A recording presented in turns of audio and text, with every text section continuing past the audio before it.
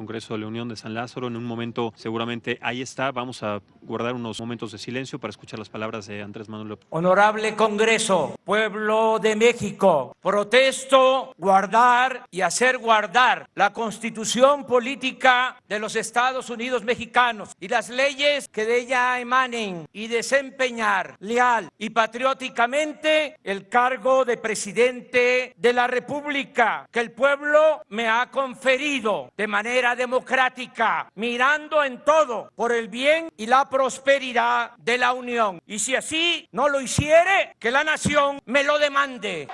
Presidente de Estados Unidos mexicanos dirigirá un mensaje a la nación. Diputadas y diputados, senadoras, senadores, autoridades locales y federales, invitadas e invitados del extranjero, licenciado Enrique Peña Nieto, le agradezco sus atenciones, pero sobre todo le reconozco el hecho de no haber intervenido como lo hicieron otros presidentes en las pasadas elecciones presidenciales. Hemos padecido ya ese atropello antidemocrático y valoramos el que el presidente en funciones respete la voluntad del pueblo. Por eso, muchas gracias, licenciado Peña Nieto. Amigas y amigos, por mandato del pueblo, iniciamos hoy la cuarta transformación política de México. Puede parecer pretencioso o exagerado, pero hoy no solo inicia un nuevo gobierno, hoy comienza un cambio de régimen político. A partir de ahora se llevará a cabo una transformación pacífica y ordenada, pero al mismo tiempo profunda y radical, porque se acabará con la corrupción y con la impunidad que impiden el renacimiento de México. Si definimos en pocas palabras las tres grandes transformaciones de nuestra historia, podríamos resumir que en la independencia se luchó por abolir la esclavitud y alcanzar la soberanía nacional. En la reforma, por el predominio del poder civil y por la restauración de la república. Y en la revolución, nuestro pueblo y sus extraordinarios dirigentes lucharon por la justicia, por la democracia. Ahora nosotros queremos convertir la honestidad y la fraternidad en forma de vida y de gobierno. No se trata de un asunto retórico o propagandístico. Estos postulados se sustentan en la convicción de que la crisis de México se originó no solo por el fracaso del modelo económico neoliberal aplicado en los últimos 36 años, sino también por el predominio en este periodo de la más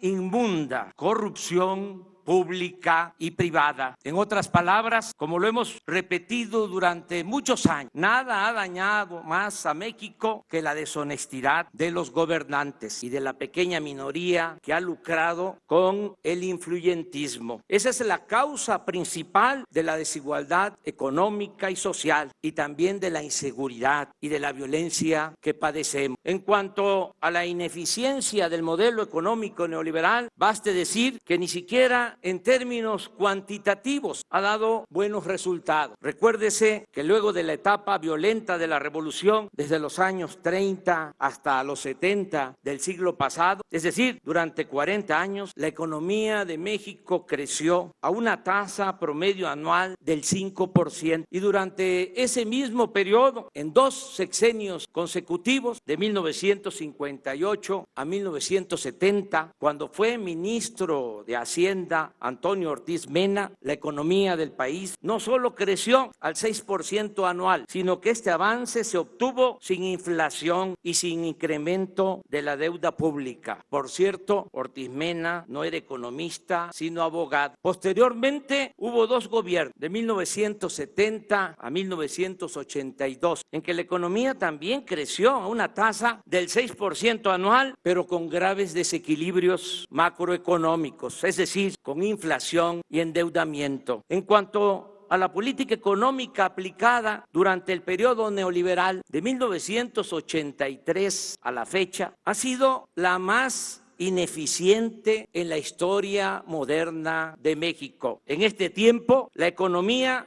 ha crecido en 2% anual y tanto por ello como por la tremenda concentración del ingreso en pocas manos se ha empobrecido a la mayoría de la población hasta llevarla a buscarse la vida en la informalidad, a emigrar masivamente del territorio nacional o a tomar el camino de las conductas antisociales. Lo digo con realismo y sin prejuicios ideológicos. La política económica neoliberal ha sido un desastre, una calamidad para la vida pública del país. Por ejemplo, la reforma energética que nos dijeron vendría a salvarnos, solo ha significado la caída en la producción de petróleo y el aumento desmedido en los precios de las gasolinas, el diésel, el gas y la electricidad. Cuando se aprobó la reforma energética hace 4 años, se afirmó que se iba a conseguir inversión extranjera a raudales, como nunca. El resultado es que apenas llegaron 760 millones de dólares de capital foráneo, lo que únicamente representa el 1.9% de la incipiente inversión pública realizada por Pemex en el mismo periodo y apenas el 0.7% de la inversión prometida. En los considerandos de las leyes aprobadas en ese entonces, se aseguraba que en este año íbamos a estar produciendo 3 millones de barriles diarios y la realidad es que estamos extrayendo solo 1.763.000 barriles diarios, es decir, 41% menos de lo estimado y con tendencia a la baja.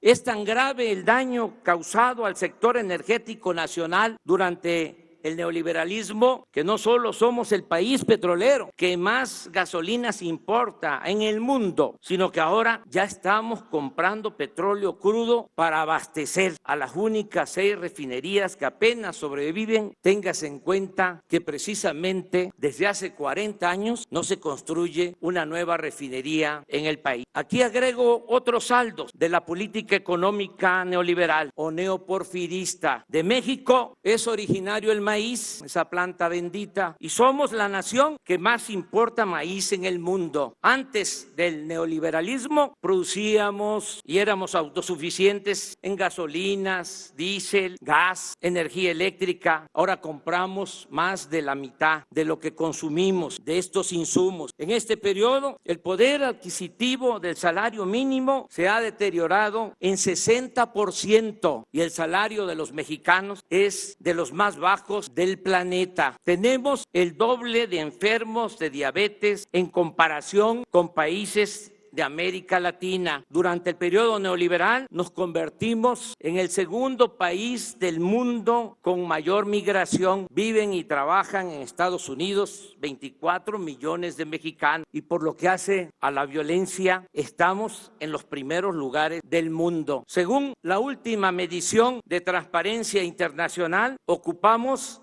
el lugar 135 en comparación con 176 países evaluados. Ocupamos el lugar 135 en corrupción entre 176 países evaluados. Y pasamos a ese sitio luego de estar en el lugar 59 en el 2000. Subir al 70 en el 2006, escalar al 106 en el 2012 y llegar en 2017 a la vergonzosa posición en que nos encontramos. Por eso insisto, el distintivo de el neoliberalismo es la corrupción. Suena fuerte, pero privatización ha sido en México sinónimo de corrupción. Desgraciadamente, casi siempre ha existido este mal en nuestro país, pero lo sucedido durante el periodo neoliberal no tiene precedente. En estos tiempos, el sistema en su conjunto ha operado para la corrupción. El poder político y el poder económico se han alimentado y nutrido mutuamente y se ha implantado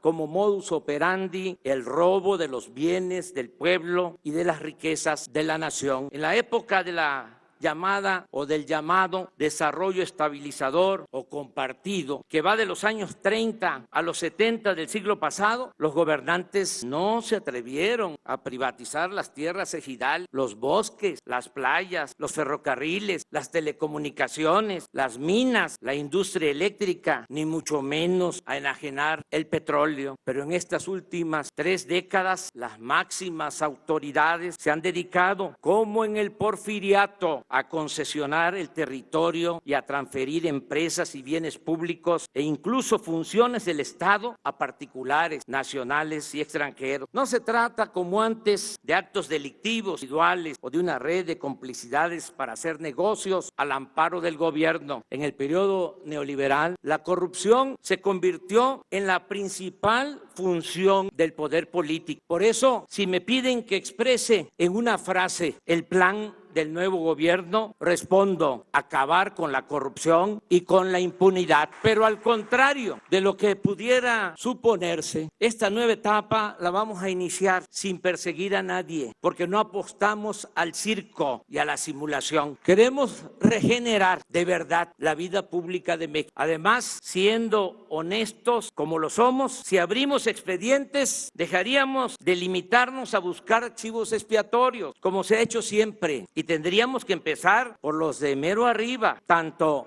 del sector público como del sector privado. No habría juzgados ni cárceles suficientes. Y lo más delicado, lo más serio, meteríamos al país en una dinámica de fractura, conflicto y confrontación. Y ello nos llevaría a consumir tiempo, energía y recursos que necesitamos para emprender la regeneración verdadera y radical de la vida pública de México, la construcción de una nueva patria, la reactivación económica y la pacificación del país. Estamos ante un asunto político de Estado y como tal debemos enfrentarlo. Mi postura al respecto la definí con toda claridad desde la campaña. Dije que no es mi fuerte la venganza y que, si bien no olvido, sí soy partidario del perdón y la indulgencia.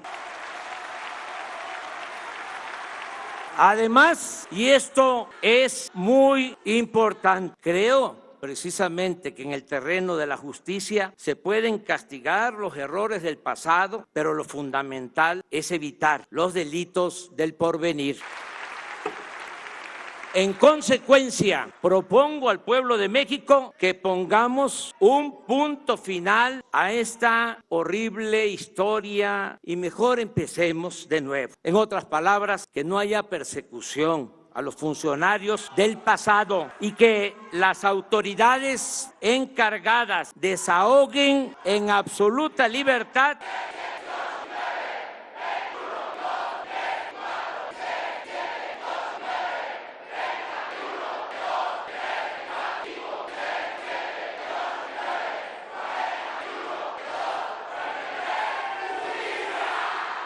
que las autoridades encargadas desahoguen en absoluta libertad los asuntos pendientes. Por cierto, hoy se constituye una comisión de la verdad para castigar los abusos de autoridad, para atender el caso de los jóvenes desaparecidos de Ayotzinapa.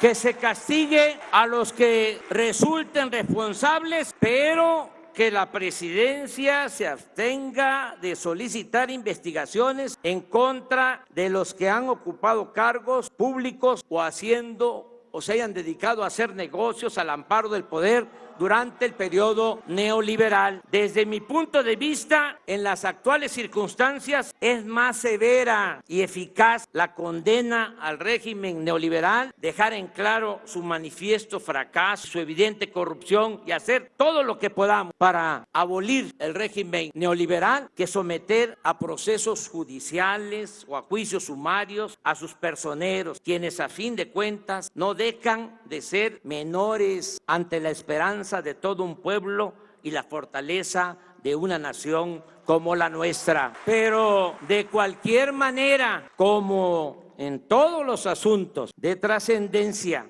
para la vida pública del país, yo defenderé con libertad y argumentos mi postura del punto final y de pensar y trabajar hacia el porvenir. Pero la ciudadanía tendrá la última palabra, porque todos estos asuntos se van a consultar a los ciudadanos.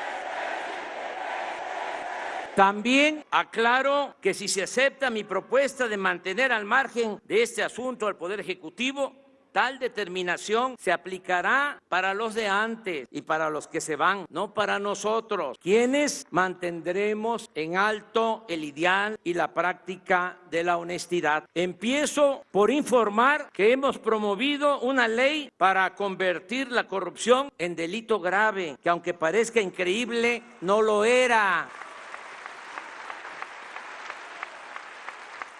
Con apego a mis convicciones y en uso de mis facultades, me comprometo a no robar y a no permitir que nadie se aproveche de su cargo o posición para sustraer bienes del erario o hacer negocios al amparo del poder público. Esto aplica para amigos, aplica para compañeros de lucha y familiares. Dejo en claro que si mis seres queridos, mi esposa o mis hijos cometen un delito, deberán ser juzgados como cualquier otro ciudadano. Yo solo respondo por mi hijo Jesús, por ser menor de edad. En cuanto a mi persona, he promovido desde hace años la reforma al artículo 108 de la Constitución para eliminar la impunidad y los fueros de los altos funcionarios públicos, empezando por el presidente de la República, quien ahora, según una iniciativa de ley que hoy, este día, estoy enviando al Senado, podrá ser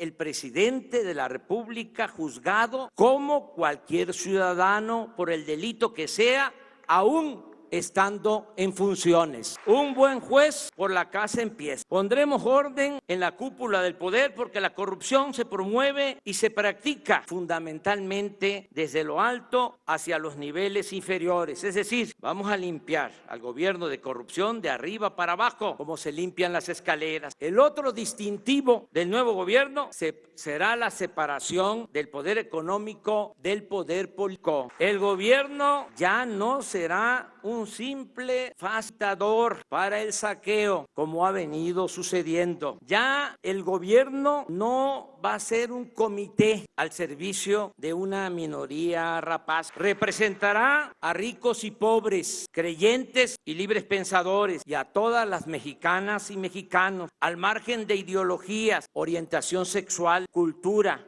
idioma, lugar de origen, nivel educativo o posición socioeconómica. Habrá un auténtico Estado de Derecho, tal como lo resume la frase de nuestros liberales del siglo XIX. Al margen de la ley nada, por encima de la ley nadie. También transitaremos hacia una verdadera democracia. Se acabará la vergonzosa tradición de fraudes electorales. Las elecciones serán limpias y libres, y quien utilice recursos públicos o privados para comprar votos y traficar con la pobreza de la gente, o el que utilice el presupuesto para favorecer a candidatos o partidos, irá a la cárcel sin derecho a fianza. El combate a la corrupción y la austeridad nos permitirá liberar suficiente fondo, más de lo que imaginamos, mucho más, para impulsar el desarrollo de México. Con esta fórmula sencilla de acabar con la corrupción y de llevar a la práctica la austeridad republicana, no habrá necesidad de incrementar impuestos en términos reales, y ese es un compromiso que estoy haciendo. Ni aumentarán los precios de los combustibles más allá de la inflación. Ahora resulta que los que aumentaron el precio de las gasolinas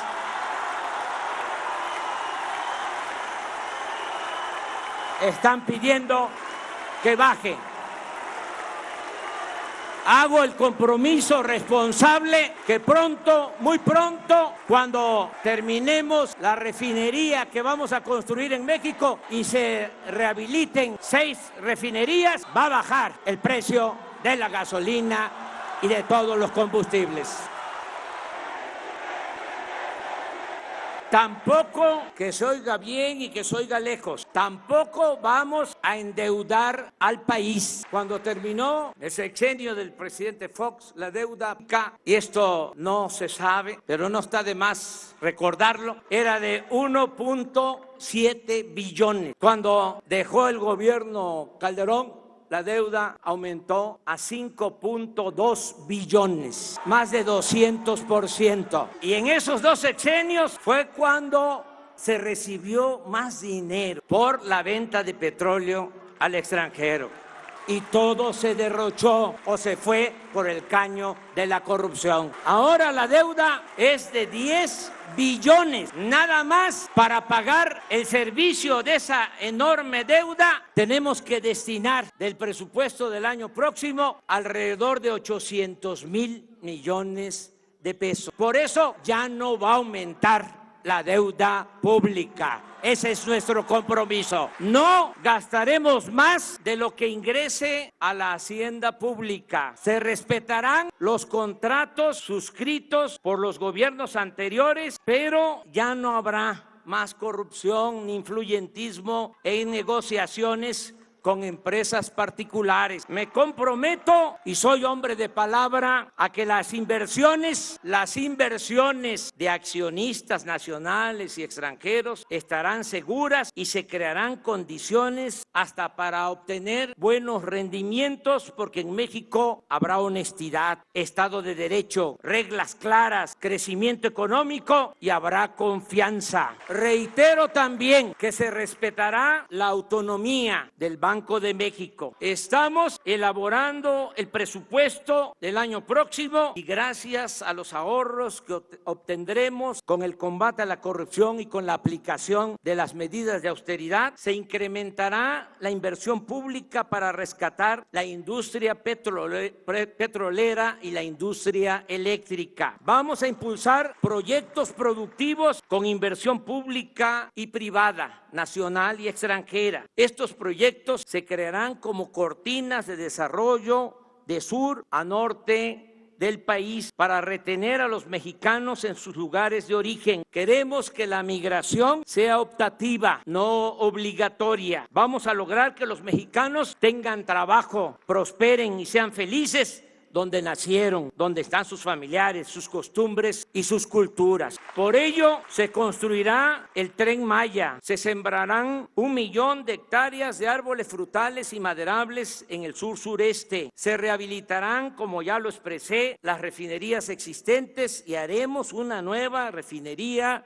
en Dos Bocas, Paraíso, Tabasco, para dejar de comprar la gasolina en el extranjero. En el Istmo de Tehuantepec se promoverá la creación de una vía férrea para un tren de contenedores de carga y se ampliarán los puertos de Salina Cruz y Coatzacoalcos para comunicar en menos tiempo a los países de Asia con la costa este de Estados Unidos. En este corredor habrá energía eléctrica y gas a precios bajos, así como subsidios fiscales para la instalación de fábricas y la creación de empleos. En 3 años estará funcionando, me canso ganso, además del actual, el nuevo aeropuerto de la Ciudad de México, con 2 pistas adicionales en la base aérea de Santa Lucía. Asimismo, desde el 1 de enero próximo entrará en vigor en la zona libre a lo largo de los 3,180 kilómetros de frontera con Estados Unidos. Esta franja de 25 kilómetros de ancho se convertirá en la zona libre más grande del mundo. Allí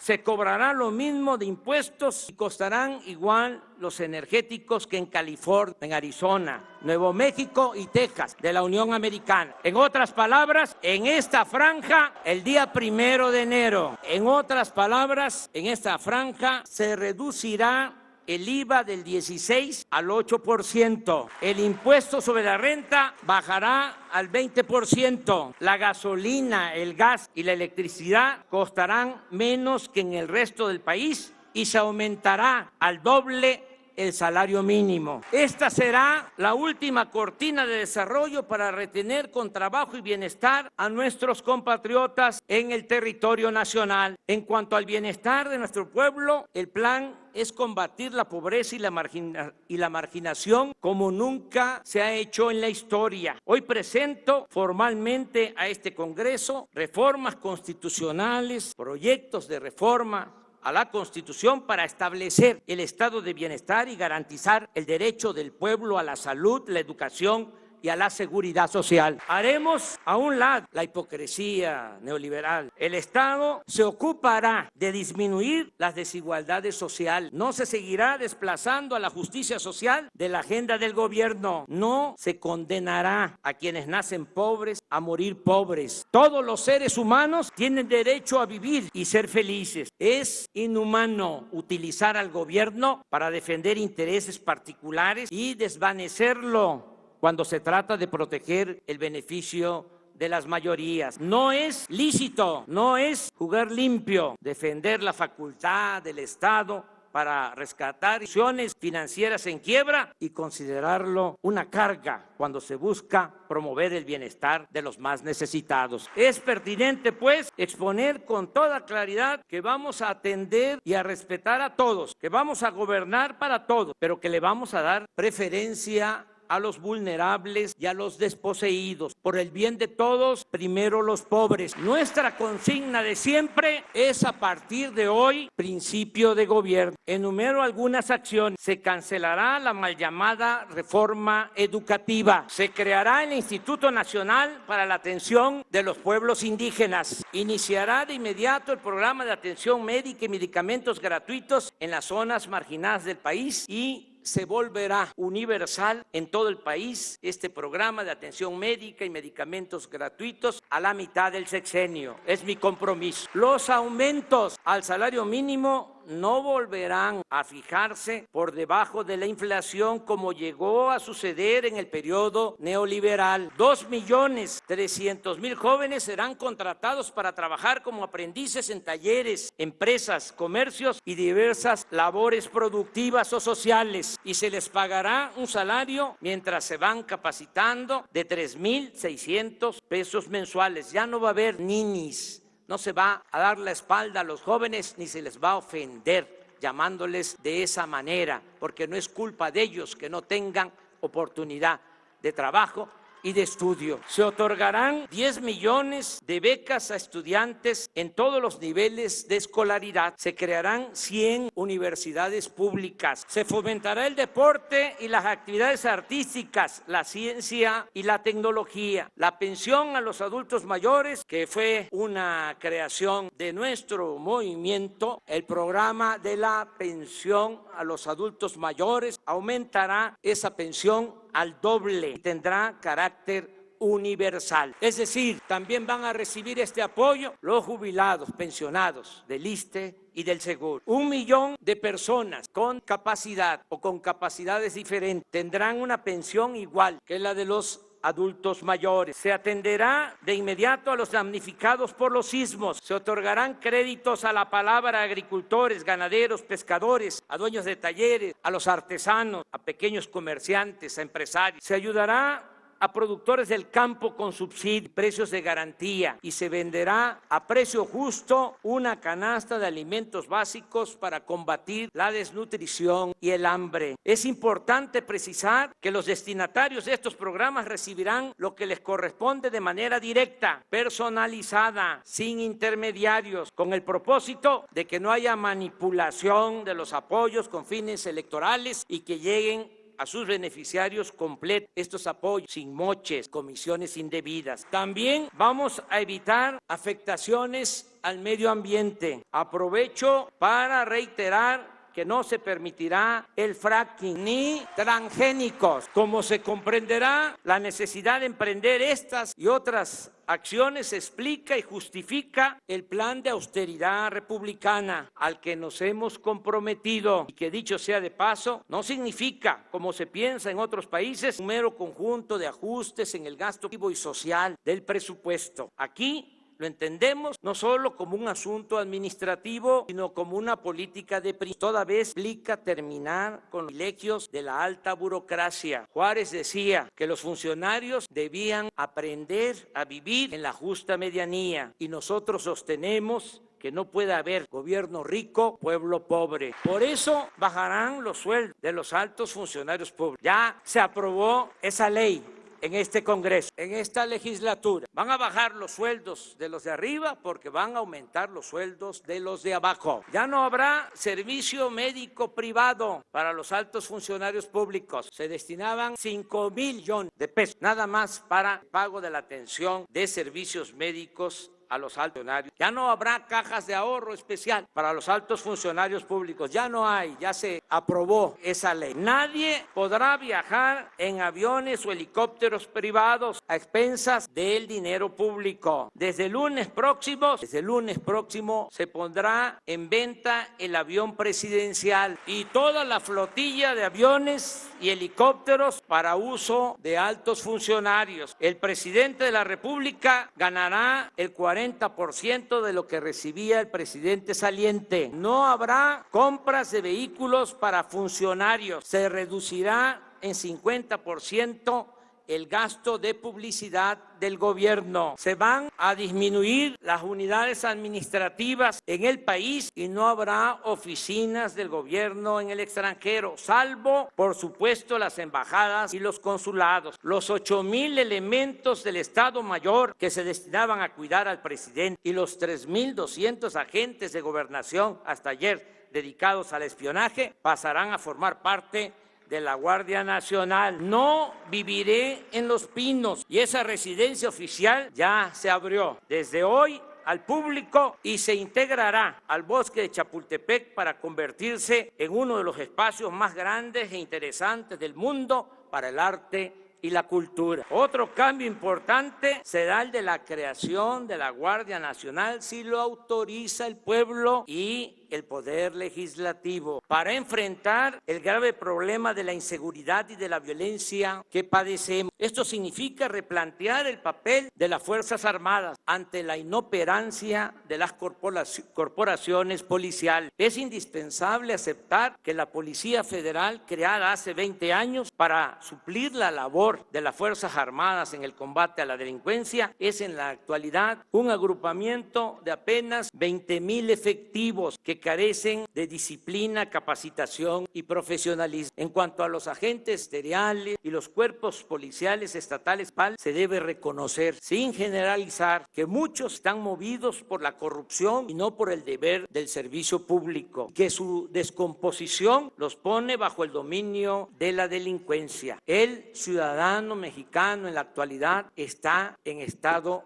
de indefensión. No tenemos policías para cuidar a los ciudadanos. Siempre he pensado que ante el problema de la inseguridad, lo pertinente es atender las causas que originan la violencia, y así lo haremos. Pero ante la ineficiencia de las corporaciones policiales y el grave aumento de homicidios, robos, secuestros, feminicidios y otros crímenes, estoy solicitando al Congreso con carácter urgente la aprobación de una reforma constitucional que nos permita crear, con la integración de la Policía Militar, la Policía Naval y la Policía Federal, una Guardia Nacional para realizar funciones de seguridad pública con pleno respeto a los derechos humanos. Sé que es un tema polémico, pero tengo la obligación de expresar mi punto de vista con realismo y argumento. Las Fuerzas Armadas están entre las mejores instituciones de México. El Ejército Mexicano se constituyó en 1913 para enfrentar al gobierno usurpador de Victoriano Huerta. Se trata de un ejército revolucionario, surgido del pueblo y que desde entonces ha experimentado pocos quiebres en su unidad, disciplina. La última rebelión militar fue la del general Saturnino Cedillo en 1938-1939 y nunca el ejército mexicano ha dado un golpe de Estado a una autoridad civil. Su lealtad al gobierno y su falta de ambición por el poder económico y político tiene en buena medida su explicación, entre otros factores, en que el ejército mexicano no es un agrupamiento elitista, sino que siempre se ha nutrido del pueblo raso. El soldado es pueblo uniformado. Ciertamente, no todos los militares han ostentado comportamientos intachables y tampoco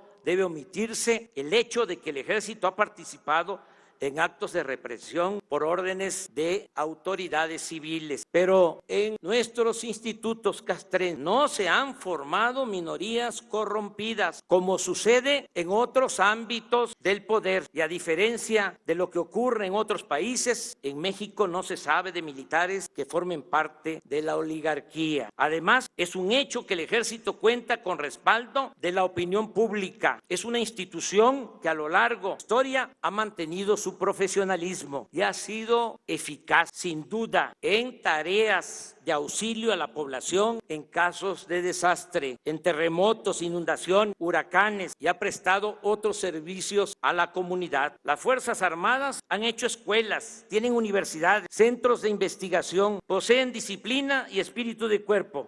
Han mantenido su vocación nacionalista, y esto es muy importante, y nunca han estado subordinadas a ninguna hegemonía o fuerza extranjera. Lo mismo puede decirse de la Secretaría de Marina. Téngase en cuenta que esta dependencia se creó en 1940, cuando la original Secretaría de Guerra y Marina dividió en dos instituciones. Así pues, el Ejército y la Marina pueden ser previa preparación y capacitación para el respeto de los derechos humanos y mediante la aplicación de protocolos para el uso de la fuerza, las instituciones fundamentales para garantizar la seguridad nacional, la seguridad interior y la seguridad. Agrego que el Plan de Paz y Seguridad incluye la creación de 266 coordinaciones territoriales en el país. Todos los días, desde las 6 de la mañana, voy a presidir en Palacio Nacional la reunión del Gabinete de Seguridad, en la cual recibiremos el parte o reporte de lo sucedido en las últimas 24 horas y tomaremos las medidas necesarias. Añado que según nuestras leyes, el titular del Poder Ejecutivo es el comandante supremo de las Fuerzas Armadas, y reafirmo el compromiso de que el presidente de México nunca dará la orden de reprimir al pueblo ni será cómplice o encubridor de eventuales violaciones a los derechos humanos. En materia de política exterior, nos apegaremos a los principios constitucionales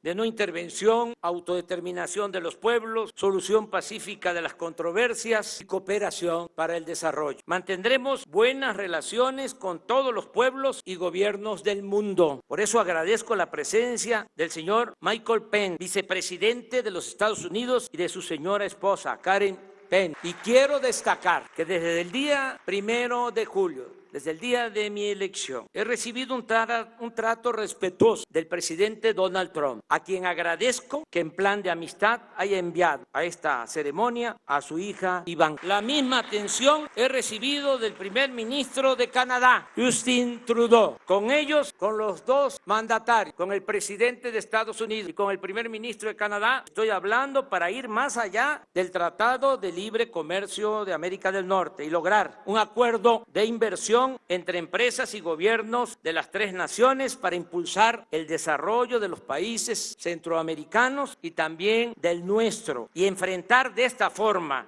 y no con medidas coercitivas el fenómeno migratorio. Me da mucho gusto contar con la presencia de presidentes de América Latina y del Caribe. México no dejará de pensar en Simón Bolívar y en José Martí, quienes junto con Benito Juárez siguen guiando con sus ejemplos de patriotismo el camino a seguir de pueblos y de dirigentes políticos. Gracias por estar aquí, Jimmy Morales Cabrera, presidente de la República vecina de Guatemala. Juan Orlando Hernández Alvarado, presidente de la República de Honduras, y su señora esposa, Ana García. Oscar Samuel Ortiz Asensio, vicepresidente de la República de El Salvador. Colville Young, gobernador general también de nuestra vecina República de Belice. Miguel Díaz-Canel Bermúdez, presidente de los consejos de Estado y de ministros de la hermana República de Cuba. Danilo Medina Sánchez, presidente de la República Dominicana. Jovenel Moïse, presidente de la República de Haití. Iván Duque Márquez, presidente de la República de Colombia, Nicolás Maduro Moros, presidente de la República Bolivariana de Venezuela.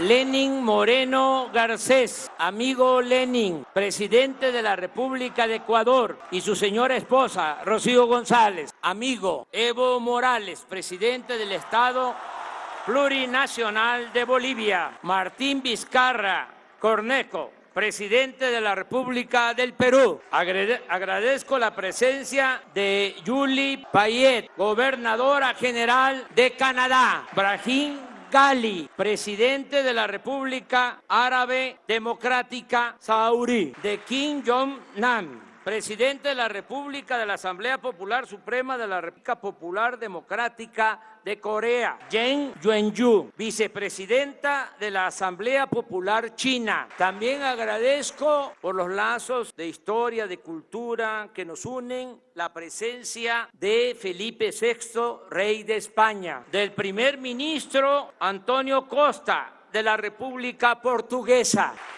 de Eugene Regunat, primer ministro y ministro de Asuntos Generales de Curazao. Ana Birchal, viceprimera ministra de Rumanía. De Lucía Topalensky, vicepresidenta de la República Oriental del Uruguay. De Gabriela Miquet, vicepresidenta de la República de Argentina. De Hugo Velázquez, vicepresidente de la República del Paraguay, y su señora esposa, Lourdes Samaniego. De Claudia Dobles Camargo, primera dama de la República de Costa Rica. Agradezco a muchos representantes de los organismos internacionales, de gobernadores, de autoridades de varios países. Están aquí amigos entrañables como Miguel Ángel Revilla, presidente del gobierno de Cantabria, y su señora esposa, Aurora Díaz. Está nuestro amigo Jeremy Corbyn, miembro del Parlamento del Reino Unido, dirigente del Partido Laborista. Está también embajador de la poesía y de la congruencia, Silvio Rodríguez, y su esposa, Niurka González. Amigas y amigos, llegué a la presidencia de la República después de muchos años de lucha personal y colectiva. Aquí recuerdo a los que iniciaron este movimiento, a los que sembraron lo que ahora nosotros estamos cosechando. Dirigentes sociales, políticos, muchos que se nos adelantaron, pero fueron los precursores de esta lucha, de este movimiento. Nunca los vamos a olvidar. Llegamos después de muchos años, y en mi caso, como en la mayoría de los que forman parte de este gran movimiento, sin dejar la dignidad en el camino, manteniendo en alto nuestros ideales, nuestros principios. En mi caso, particularmente, también en el de muchos otros, mujeres y hombres, mi honestidad, que es lo que estimo más importante en mi vida. Estoy preparado para no fallarle a mi pueblo. Ahora que venía para acá, se emparejó un joven en bicicleta y me dijo: tú no tienes derecho a fallarnos. Y ese es el compromiso que tengo con el pueblo. No tengo derecho a fallar. Nada material me interesa ni me importa la parafernalia del poder. Siempre he pensado que el poder debe ejercerse con sabiduría y humildad, y que solo adquiere sentido y se convierte en virtud cuando se pone al servicio de los demás. Estoy consciente de la gran expectativa que existe entre los mexicanos y el desafío que significa enfrentar los grandes y graves problemas nacionales, pero estoy optimista. Creo que vamos a salir bien, vamos a enfrentar bien los grandes y graves problemas nacionales, porque creo en el pueblo y en su cultura. La cultura del pueblo, de nuestro pueblo, las culturas de México, que siempre han sido nuestras salvadoras. Con nuestras culturas hemos enfrentado epidemias, terremotos, inundaciones, hambrunas, invasiones, guerras civiles, crisis económicas, epidemias, malos gobiernos y otras calamidades. Y siempre hemos resurgido con dignidad y con orgullo. La herencia de civilizaciones nos ha forjado como un pueblo tenaz, combativo, luchón, emprendedor, honesto, con una excepcional idiosincrasia de fraternidad, de amor al prójimo, de verdadera solidaridad. Nuestro pueblo no es flojo, no es perezoso, no es indolente, por el contrario, es de las sociedades más trabajadoras del mundo. Y ahí está el ejemplo de nuestros paisanos migrantes por necesidad, han ido a ganarse la vida a Estados Unidos y ahora están enviando a sus familiares 30,000 millones de dólares anual. Esas remesas son la principal fuente de ingresos de nuestro país y el dinero de mayor beneficio social que recibimos del extranjero. México no es el cuerno de la abundancia que su silueta en el mapa pareciera evocar, pero aún así tenemos muchos recursos naturales: agua, petróleo, gas, yacimientos mineral, viento, sol, playa. Contamos con bosques y selvas, con buenas tierras para la producción agropecuaria y forestal, y somos de los países con mayor biodiversidad en el mundo. Por eso estoy optimista. Creo que ya estamos logrando, se está iniciando y ya vamos en el camino de lograr el renacimiento de México, que nos vamos a convertir en una potencia económica y sobre todo en un país modelo que habrá de demostrar al mundo que acabar con la corrupción es posible, y así lo haremos, porque de esa manera construiremos una sociedad más justa, democrática, fraterna y siempre alegre. Son tres cosas las que necesitamos para enfrentar la crisis de México, y dos de ellas están aseguradas de antemano. Lo reitero: un pueblo trabajador y suficientes riquezas naturales. Pronto, muy pronto, tendremos lo tercero: un buen gobierno. Y en ese compromiso empeño mi honor y mi palabra. Gobernaré con entrega total a la causa pública. Dedicaré todo mi tiempo, mi imaginación, mi esfuerzo a recoger los sentimientos y a cumplir con las demandas de la gente. Actuaré sin odios, no le haré mal a nadie, respetaré las libertades, apostaré siempre a la reconciliación y buscaré que entre todos y por el camino de la concordia logremos la cuarta transformación de la vida pública de México. Por último, así como soy juarista y cardenista, también soy maderista, partidario del sufragio efectivo y de la no reelección. Trabajaré 16 horas diarias para dejar en 6 años muy avanzada la obra de transformación. Haré cuanto pueda para obstaculizar las regresiones en las que conservadores y corruptos estarán empeñados. Por eso aplicaremos rápido, muy rápido, los cambios políticos y sociales para que si en el futuro nuestros adversarios, no nuestros enemigos, vencen, les cueste mucho trabajo dar marcha atrás a lo que ya habremos de conseguir. Como dirían los liberales del siglo XIX, los liberales mexicanos, que no sea fácil retrogradar. Pero también dejo en claro que bajo ninguna circunstancia habré de reelegirme. Por el contrario, me someteré a la revocación del mandato, porque deseo que el pueblo siempre tenga las riendas del poder en sus manos. En 2 años y medio habrá una consulta y se les preguntará a los ciudadanos si quieren que el presidente de la República se mantenga en el cargo o que pida licencia, porque el pueblo pone y el pueblo quita, y es el único soberano al que debo sumisión y obediencia. Acepto el reto y les invito a participar para celebrar juntas y juntos el esplendor y la grandeza futura de nuestro querido México. Gracias de todo corazón. ¡Que viva México! ¡Viva México! ¡Viva México!